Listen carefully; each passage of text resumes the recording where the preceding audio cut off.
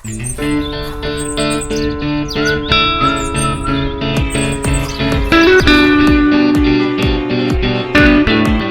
Friends, तो आज हम लोग पढ़ेंगे cell the unit of life और इसका लाइन टू लाइन हम लोग पढ़ते चलेंगे एनसीईआरटी और साथ में थोड़ा बहुत एक्सप्लेनेशन रहेगा। ठीक है, तो चलिए स्टार्ट करते हैं।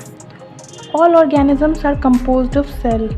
ठीक है, some are composed of single cells and are called unicellular organism, while other like us composed of many cells are called multicellular organism.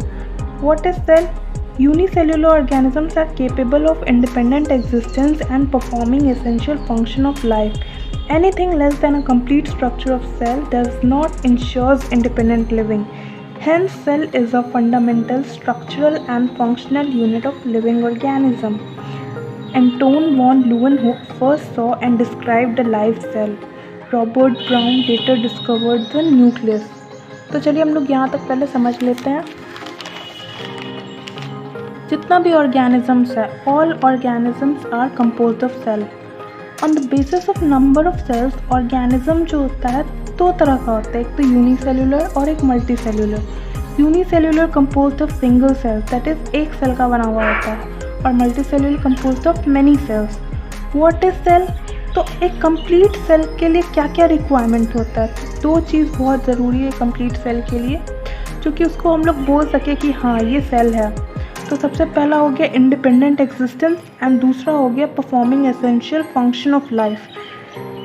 तो anything less than a complete structure of cell, cell से थोड़ा सा भी कुछ भी इसमें कमी हो जाए तो उसको हम लोग does not ensure independent living, इसीलिए हम लोग उसको सेल नहीं कह सकते हैं।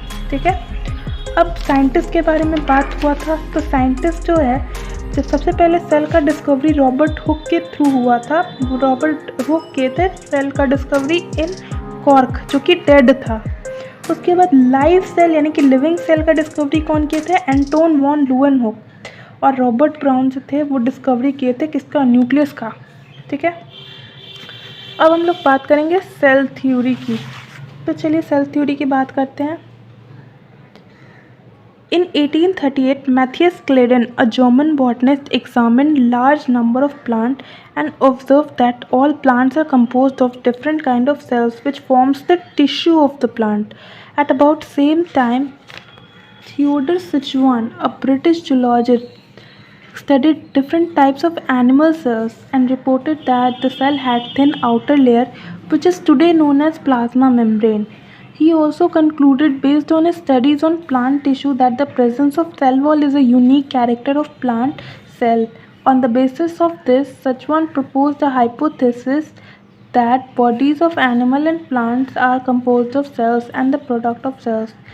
Claden and Sichuan together formulated the cell theory. This theory, however, did not explain how new cells were formed. Rudolf Virchow in 1855 explained that the cell divided and new cells are formed from pre-existing cell, that is omnis cellula is cellula. He modified the hypothesis of Claden and Sichuan to give the cell theory a final shape. ठीक है, cell theory explained as all living organisms are composed of cells and product of cells and all cell arises from pre existing cells. अब चलिए हम लोग इसको अच्छे से समझते हैं। सेल थ्योरी जो है वो दो साइंटिस्ट के थ्रू दिया गया, एक तो स्क्लेडन और एक स्वान या सचवान जो भी हो। तो स्क्लेडन जो है वो 1838 में दिए थे और स्वान जो था वो थ्योरी कब दिए? वो अपना एग्जामिनेशन जो भी है वो कब दिए? 1839 में।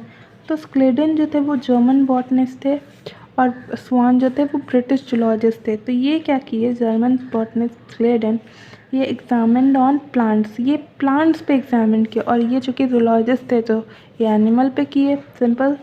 तो ये क्या किए कि ये पता लगाए कि ऑल प्लांट्स जो है वो composed of different kind of cells जो कि together forms the tissue of the plant. ठीक है, और ये पता लगाए examine that animal cells had thin outer layer which is today known as plasma membrane.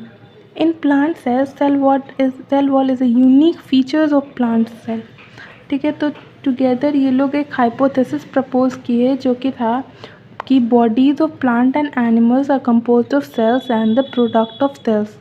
यही था सेल थ्योरी। ठीक है, कि body of plant and animals are compose of cells and product of cells. अब इसका ये क्या डिमेरिट क्या था इसमें कि ये डिड नॉट एक्सप्लेन द, यहाँ पे क्या लिखा हुआ, did not explain as to how new cells are formed.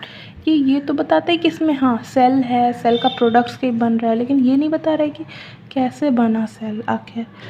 तो ये did not explain that how new cells are form. तो रुडोल्फ वर्चॉव जो थे वो साइंटिस्ट, वो फर्स्ट एक्सप्लेन किए कि सेल जो क्या होता है वो डिवाइड करता है, न्यू सेल फॉर्म करता है फ्रॉम प्री एग्जिस्टिंग सेल। जो पिछला सेल है उससे वो डिवाइड करके वो एक नया सेल बनता है, उसको हम लोग क्या कहते हैं, omnis सेल्यूला सेल्यूला।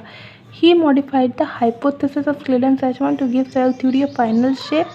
That is, all living organisms are composed of cells and product of cells, जो कि स्क्लेडन और सचमान दिया, ठीक है। और रुडोल्फ वर्चॉव इसमें क्या ऐड किए कि all cell arises from pre-existing cells, ठीक है।